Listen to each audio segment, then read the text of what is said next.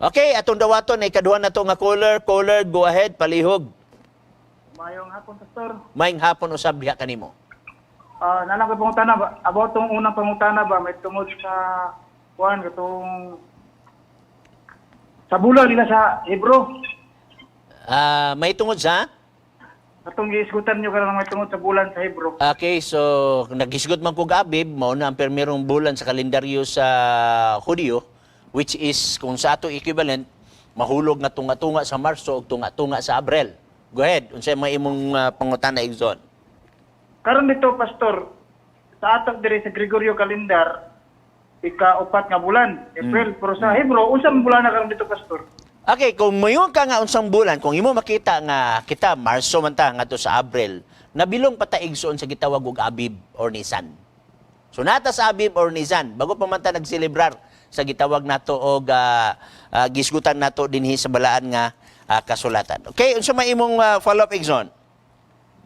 May tungod ko sa pagbuhat nila sa pagsaulog sa tinapay ng libadura. Sumala sa kasulatan. Pangandam man to, pangandam. Yay. So mula sa balang kasulatan igsoon, kanang imong ingon nga sa libadura, basahon nato ang Leviticus kapitulo 23. Leviticus 23 bersikulo sugod ta sa bersikulo 5 igsoon. Nagyon. Sa nang bulan sa ikapulo ug upat ka adlaw sa bulan, taliwala sa duha kahapon mao ang Pasko ni Jehova. Og sa ikapulo og lima ka adlaw nining bulan na mao ang fiesta sa tinapay sa nga libadura. So sa bulan sa Abib, sa ika-14 ka adlaw, mo ni gitawag Passover. Pag ika-15 ka adlaw, unya 7 na ka adlaw nga fiesta igsoon, gitawag na og Feast of Unleavened Bread. Hantod na sa pitsa 22 may tabo. So kana siya adunay gitawag nato gilandungan niya na. Kung ang Passover mao ang kamatayon ni Jesus Christ igsoon. So naa na imong makita nga pag-abot sa unang Korinto kapitulo 5 bersikulo 7, si Kristo mao ang katumanan sa gitawag nato og Passover. Akong basahon 5 bersikulo 7 mao ni gingon sa balaan nga kasulatan. Kuha gikan kaninyo ang daang igpatubo aron kamo mahimong bag-ong minasa. Maingon nga sapagkat tinuod kamo dili na pinatubuan kay gikahalad na si Kristo ang karnero sa Pasko. Si Kristo ang gitawag natong antitype sa type nga mao ang Passover. Next question Nixon, palihog. Nagpadayon ba na karon, Pastor? Wala na kay nga naman si Kristo naman katapusang karnero. Si Kristo na kay ingon si John the Baptist no sa John 1:29, behold the Lamb of God will take away the sins of the world. Gitudlo na si Jesus Christ. O gibasa natong unang Korinto kapitulo 5 bersikulo 7, gikahalad si Kristo nga mao ang karnero sa Pasko. So wa na kita naghalad niya na kay namit na ang type ngadto sa antitype. Wala po bang utana, Pastor? Okay, follow up. May tungod tong imong gingon nga giundang na sumala sa unang Korinto 5:7. Okay?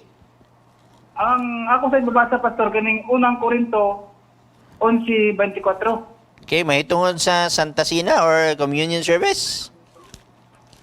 Okay. Ato lang kung basahon, Pastor. Unang Korinto 11:24. Aktong basahon aron maklaro usab sa ato nga tigpaminaw karon. Nagingon diri.